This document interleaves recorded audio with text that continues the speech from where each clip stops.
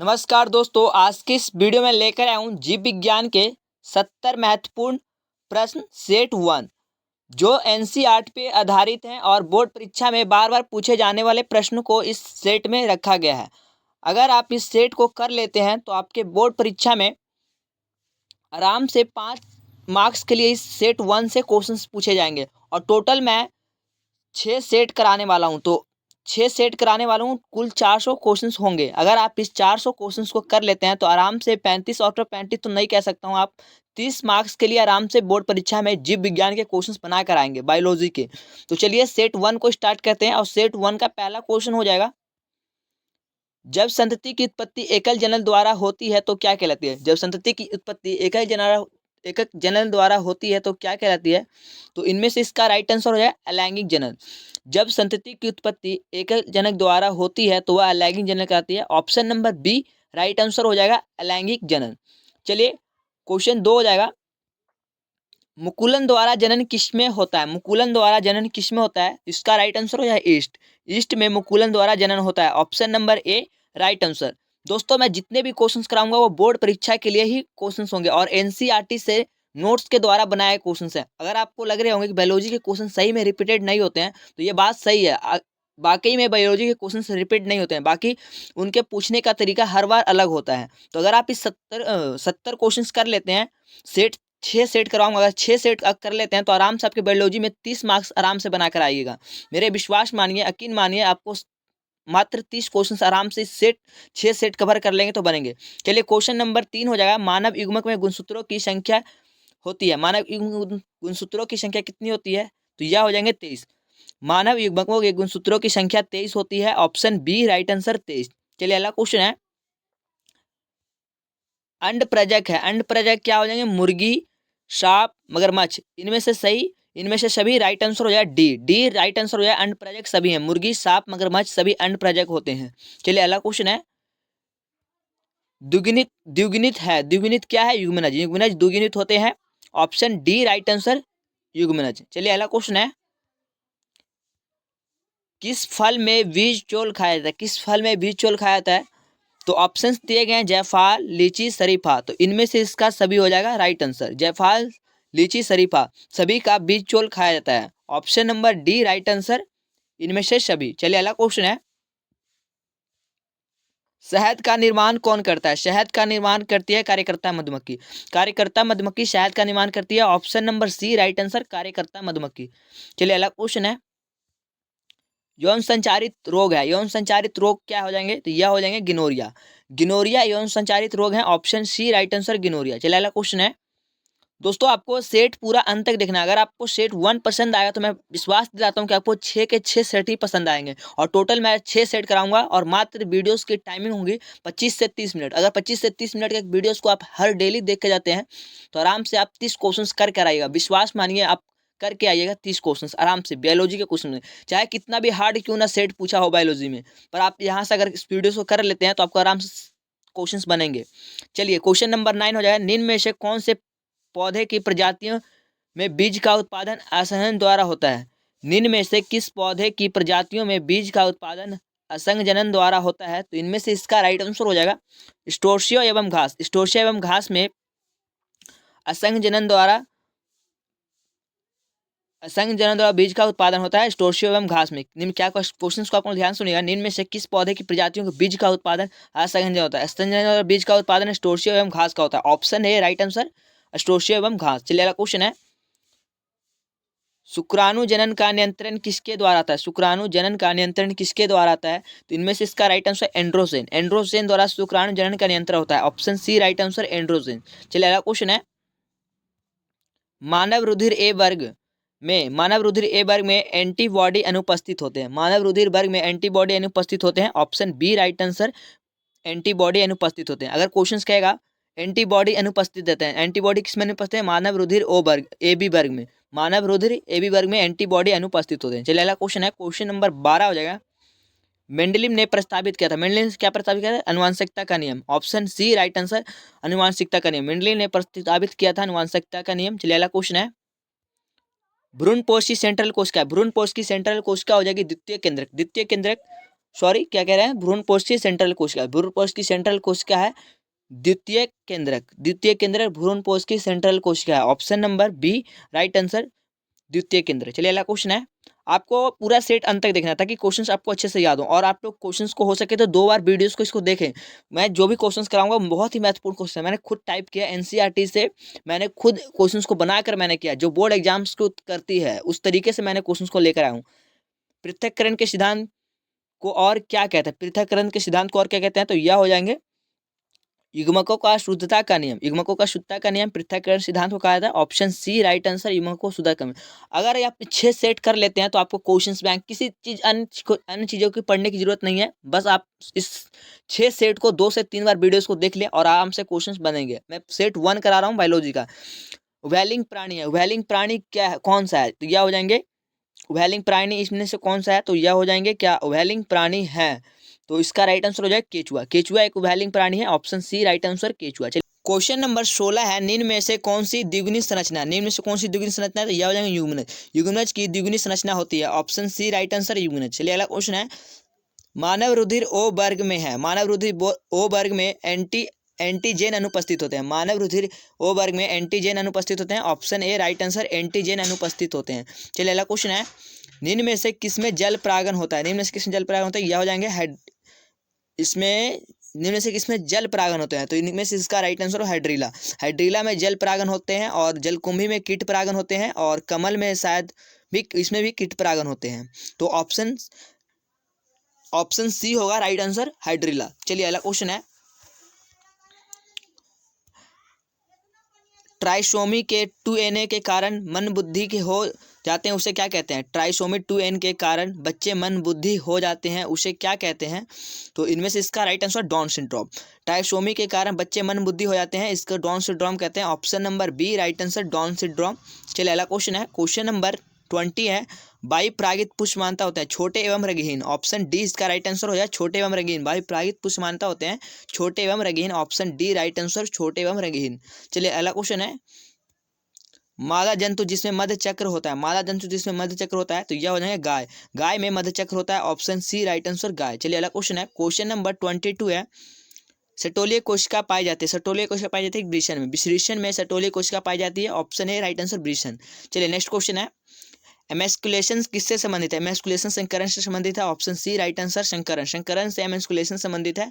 चलिए next question है, निम्नलिखित में से कौन सी जंतु वैलिंग है, वैलिंग जंतु कौन सी है, तो यह हो जाएगा घरेलू नहीं है, सॉरी क्वेश्चन का ध्यान से सुनेगा, निम्नलिखित में से कौन सी जंतु वैलिंग नहीं है, तो यह हो जाएंगे घरेलू मधुमक्खी, घरेलू मधुमक्खी वैलिंग नहीं होती है, ऑप्शन सी राइट आंसर घरेलू मधुमक्खी। नेक्स्ट क्वेश्चन है, पुष्प खाया जाता है, पुष्प किसका खाया जाता है, पुष्पासन खाया जाता है सेब का, पुष्पासन सेब का खाया था, option number B right answer पुष्पासन सेब का खाया था। चलिए अगला क्वेश्चन है, एक्रोसोम इनमें से किसका संभाग है, इंक्रोसोम इनमें से किसका संभाग है, तो इसका राइट आंसर हो जाएगा मानव शुक्राणु शीर का, मानव शुक्राणु शीर का एक्रोसोम इसमें से संभाग होता है, ऑप्शन ए राइट आंसर मानव शुक्राणु शीर का। चलिए नेक्स्ट क्वेश्चन है, मनुष्य में गुणसूत्रों की संख्या होती है, मनुष्य में गुणसूत्रों की संख्या होती है 44 + x/, 44 + x/, मनुष्य में गुणसूत्रों की संख्या होती है, option B right answer 44 + x/। चलिए नेक्स्ट क्वेश्चन है, एक संकर क्रॉस फिनोटाइप अनुपात होता है, एक संकर क्रॉस फिनोटाइप का अनुपात क्या होता है, तो इनमें से इसका राइट आंसर 3:1, 3:1 संकर फिनोटाइप का अनुपात होता है, ऑप्शन बी राइट आंसर 3:1। चलिए नेक्स्ट क्वेश्चन है, एक स्वस्थ महिला के पूरे जीवन काल में उत्पन्न अंडों की संख्या होती है 400, एक स्वस्थ महिला के जीवन काल में पूरे उत्पन्न अंडों की संख्या 400 होती है, ऑप्शन बी राइट आंसर 400। चलिए नेक्स्ट क्वेश्चन है, गर्भाशय में कॉपर टी किस प्रभावी एवं अंतर्गर्भाशय युक्ति को कारण मुख्य है, ध्यान से क्वेश्चंस को सुनिएगा। क्वेश्चन नंबर 30 है, गर्भाशय में कॉपर टी के एक प्रभावी एवं अंतर्गर्भाशय युक्ति होने का मुख्य कारण क्या है, तो इसका राइट आंसर हो जाएगा गर्भाशय में कॉपर आयन की मोचित होने के कारण शुक्राणुओं की वहन क्षमता में वृद्धि,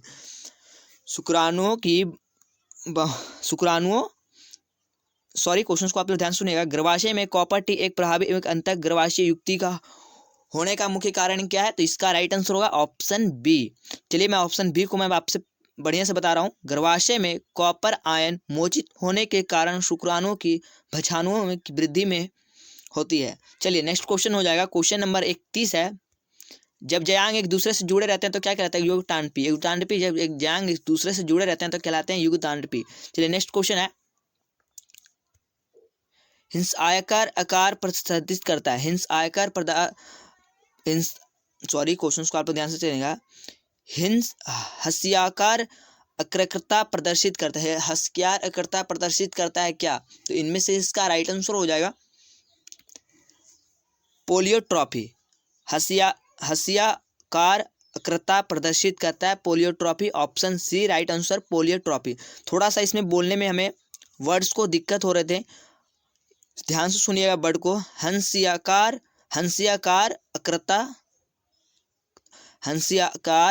अक्रता प्रदर्शित करता है पोलियोट्रॉफी। ऑप्शन सी राइट आंसर पोलियोट्रॉफी। चलिए नेक्स्ट क्वेश्चन है, एक समान दृष्टि वाली महिला के पिता वर्धनता हैं, जबकि शादी समान दृष्टि वाले पुरुष से होती है, तब उन होने वाले पुत्रों एवं पुत्रियों की वर्धनता संभावना क्या होगी? तो यह हो जाए 50% वर्धनता पुत्र एवं 50% सामान्य दृष्टि वाली पुत्री। ऑप्शन बी इसका राइट आंसर हो जाएगा। चलिए नेक्स्ट क्वेश्चन है, क्वेश्चन नंबर 34 है, एक बालक का रुधिर वर्ग ओ एवं उनके पिता का रुधिर वर्ग बी है, तो उसके पिता एवं जिन पर रूप क्या होगा? तो इनमें से इसका राइट आंसर हो जाएगा IBO। ऑप्शन बी इसका राइट आंसर होगा IBO। चलिए नेक्स्ट क्वेश्चन है, टेपिटल कोशिका क्या दर्शाती है? टेपिटल कोशिका दर्शाती है एंडोमाइटोसिस तथा एंडोमाइटोसिस कोशिका विभाजन। टेपिटल कोशिका दर्शाती है एंडोमाइटोसिस कोशिका, नहीं यह हो जाएगा, सॉरी इस क्वेश्चन का राइट आंसर हो जाएगा डी, एंडोमाइटोसिस तथा बहुगुणिता। टेपिटल कोशिका दर्शाती है एंडोमाइटोसिस तथा बहुगुणिता। ऑप्शन नंबर डी इसका राइट आंसर हो जाएगा एंडोमाइटोसिस तथा बहुगुणिता। चलिए नेक्स्ट क्वेश्चन है, मेंडल ने प्रतिपादित किया था आनुवांशिकता का नियम। मेंडल ने क्या प्रतिपादित किया? आनुवांशिकता का नियम। Option number B right answer आनुवांशिकता का नियम। चलिए नेक्स्ट क्वेश्चन है, F2 संतति को बाह लक्षणों के अनुपात अपूर्ण प्रभाविता स्थिति क्या है? F2 संतति का बाह अनुलक्षणों का पूर्ण प्रभाविता स्थिति क्या है? तो इनमें से इसका राइट आंसर हो जाएगा, इनमें से इसका राइट आंसर है F2 संतति की बाह लक्षणों का अनुपात अनुक्रम प्रभाविता परिस्थिति क्या होता है? तो इसका राइट आंसर हो जाएगा 1:2:1। Option C right answer 1:2:1। चलिए नेक्स्ट क्वेश्चन है, एक युग्मक समानता किस प्रकार के होते हैं? एक युग्मक समानता एक युग्मक क्वेश्चंस क्या कह रहे हैं ध्यान से सुनिएगा। युग्मक समानता किस प्रकार के होते हैं? क्या हो जाएंगे? हैप्लोलाइड एक गुणक। युग्मक समानता हैप्लोलाइड एक गुणक होते हैं। ऑप्शन ए राइट आंसर हैप्लोलाइड एक गुणक। चलिए नेक्स्ट क्वेश्चन है, गुरु बीजाणु मृत कोशिका क्या बनाता है? गुरु बीजाणु मृत कोशिका क्या बनाता है? तो यह हो जाएगा गुरु बीजाणु। ऑप्शन सी राइट आंसर गुरु बीजाणु मृत कोशिका गुरु बीजाणु बनाता है। चलिए नेक्स्ट क्वेश्चन है, निषेचन आंतरिक होता है। निषेचन आंतरिक किसमें होता है? तो सार्क में। निषेचन आंतरिक होते हैं सार्क में। Option number B right answer सार्क। दोस्तों अभी तक हमने अपने 40 क्वेश्चंस किए और 30 क्वेश्चंस और हमारे पास रह गए, तो टोटल आपको 70 क्वेश्चंस करके जाना है। अगर आप 70 क्वेश्चंस करिए, यकीन मानेगा सेट 1 अगर आप कर लेते हैं तो आपको 6 मार्क्स के लिए आराम से क्वेश्चंस बिहार बोर्ड में बनेंगे, जहाँ पे आपके बोर्ड एग्जाम्स की परीक्षा होती है। ठीक है, चलिए नेक्स्ट क्वेश्चन है, क्वेश्चन नंबर 41 है, मानव शुक्राणु एक्सोसोम का निर्माण होता है। मानव शुक्राणु एक्सोसोम का निर्माण करता है गोल्जी काय द्वारा। Option C right answer Golgi काय द्वारा मानव शुक्राणु एक्सोसोम का निर्माण होता है। चलिए नेक्स्ट क्वेश्चन है, स्त्री दल चक्र पुष्प बना होता है। स्त्री दल चक्र पुष्प बनाता है स्टिग्मा स्टाइल ओवरी। उपयुक्त सभी हो जाएंगे राइट आंसर उपयुक्त सभी। स्त्री जल चक्र पुष्प बना होता है स्टिग्मा स्टाइल ओवरी उपयुक्त सभी से। Option number D right answer. चलिए अगला क्वेश्चन है, निम्नलिखित में से कौन गर्भाशय के अंदर में प्रत्यारोपित होता है? तो निम्नलिखित में कौन गर्भाशय के अंदर में प्रत्यारोपित होता है? इसका राइट आंसर है बास्टोसिस्ट। बास्टोसिस्ट गर्भाशय के स्तर में प्रत्यारोपित होता है। तो option number D right answer बास्टोसिस। चलिए नेक्स्ट क्वेश्चन है, वैसनेरिया पुष्प होते हैं जल परागित। वैसनेरिया पुष्प जल परागित होते हैं। ऑप्शन सी राइट आंसर जल परागित। चलिए नेक्स्ट क्वेश्चन है, मनुष्य में अपरा का निर्माण कैसे होता है? मनुष्य में अपरा का निर्माण कैसे होता है? तो इसका राइट आंसर हो जाएगा कोरियन तथा इलेक्ट्रोन्स द्वारा। कोरियन तथा इलेक्ट्रोन से क्या कह रहे हैं क्वेश्चन, मनुष्य में अपरा का निर्माण होता है कोरियन तथा इलेक्ट्रोनाइट्स द्वारा। ऑप्शन डी इसका राइट आंसर है कोरियन तथा एलेंटोइस द्वारा। चलिए नेक्स्ट क्वेश्चन है, एलेंटोइस द्वारा कोरियन तथा एलेंटोइस द्वारा अपरा का निर्माण होता है। चलिए नेक्स्ट क्वेश्चन है, क्वेश्चन नंबर 46 है, एमनियोस्टेंसिस द्वारा विश्लेषण होता है। एमनियोस्टेंसिस द्वारा विश्लेषण किसका होता है? इसका राइट आंसर है एमियोटिक द्रव का। एमनियोस्टेंसिस द्रव का एमनियोस्टेंसिस द्वारा विश्लेषण होता है। Option number C right answer amniotic द्रव का। चलिए नेक्स्ट क्वेश्चन है, क्रॉसिंग ओवर किस अवस्था में है? किस अवस्था में होता है? क्रॉसिंग ओवर पैक्टिन की अवस्था में होता है। Option C right answer pachytene. Pachytene की अवस्था में क्रॉसिंग ओवर होता है। चलिए नेक्स्ट क्वेश्चन है, टर्नल सिडॉम कितने गुणसूत्र होंगे? टर्नल सिडॉम के कितने गुणसूत्र होंगे? तो यह हो जाएंगे 45। 45 टर्नल सिडॉम के 45 गुणसूत्र रहते हैं। Option A right answer 45। चलिए नेक्स्ट क्वेश्चन है, मनुष्य में एबीओ रक्त समूह क्या दर्शाता है? मनुष्य में एबीओ रक्त समूह क्या दर्शाता है? मनुष्य में एबीओ रक्त समूह क्या दर्शाता है? तो इसका राइट आंसर हो जाएगा बहुअलील एवं सप्रभाविता। बहुअलील एवं सप्रभाविता। ऑप्शन बी और सी राइट आंसर हो जाएगा ऑप्शन नंबर डी। मनुष्य में एबीओ रक्त समूह बहुअलील एवं सप्रभाविता दर्शाते हैं। Option D right answer. चलिए नेक्स्ट क्वेश्चन है, कॉपर टी का कार्य क्या है? कॉपर टी का कार्य क्या है? तो कॉपर टी का कार्य हो जाएगा गर्भधारण को रोकना। ऑप्शन बी राइट आंसर, गर्भधारण को रोकना कॉपर टी का मुख्य कार्य है। चलिए नेक्स्ट क्वेश्चन है, जननांग समस्या निम्नलिखित में से किसके द्वारा फैलता है? जननांग समस्या निम्नलिखित में किसके द्वारा फैलता है? तो यह हो जाएंगे, इसका राइट आंसर हो जाए पोलिनुआ बीजाणु। पोलिनुआ बीजाणु द्वारा जननांग समस्या निश्चित रूप से फैलता है। ऑप्शन डी राइट आंसर पोलिनुआ बीजाणु। चलिए नेक्स्ट क्वेश्चन है, ग्राफियन पुटक पाया जाता है। ग्राफियन पुटक कहाँ पाया जाता है? तो युग्मनज में, नहीं सॉरी, ग्राफियन पुटक पाया जाता है मानव अंडाशय में। ग्राफियन पुटक पाया जाता है मानव अंडाशय में। Option number B right answer मानव अंडाशय। चलिए नेक्स्ट क्वेश्चन, चलिए क्वेश्चन नंबर 53 है, निम्नलिखित में से कौन द्विगुणी संरचना? निम्नलिखित में कौन द्विगुणी संरचना है? तो यह हो जाएंगे युग्मनज। युग्मनज की द्विगुणी संरचना होता है। Option number C right answer युग्मनज। चलिए अगला क्वेश्चन हो जाएगा, क्वेश्चन नंबर 54 है, कैप्सिटेशन एक प्रक्रिया कैप्सिटेशन एक प्राकृतिक क्रिया है जो होती है। कैप्सिटेशन एक प्राकृतिक क्रिया है जो होती है कहाँ? तो इनमें से इसका राइट आंसर माला जनन मार्ग में। Option number B right answer माला जनन मार्ग। चलिए नेक्स्ट क्वेश्चन है, अदरक में कायिक प्रबंध किसके द्वारा आता है? अदरक में कायिक प्रबंध राइजोम द्वारा आता है। Option number A right answer rhizome. Rhizome द्वारा अदरक में कायिक प्रबंध होता है। चलिए नेक्स्ट क्वेश्चन है, ZZW तरह का लिंग निर्धारण किसमें होता है? तो यह हो जाएगा मोर। मोर में ZZW तरह का लिंग निर्धारण होता है। Option number C right answer मोर। चलिए नेक्स्ट क्वेश्चन है, एक जीन के विभिन्न रूपों को क्या कहता है? युग्मक विकल्पी। युग्मक विकल्पी एक जीन के विभिन्न रूपों को युग्मक विकल्पी कहते हैं। ऑप्शन बी राइट आंसर युग्मक विकल्पी। चलिए नेक्स्ट क्वेश्चन है, ऋतुस्राव चक्र किसमें होता है? ऋतुस्राव चक्र किसमें होता है? तो मनुष्यों में, बंदर में, चिंपैंजी में, इनमें से सभी। ऋतुस्राव इनमें से सभी में होता है। Option number D right answer इनमें से सभी। चलिए नेक्स्ट क्वेश्चन है, क्वेश्चन नंबर 59 पे है, द्विखंडन किसमें होता है?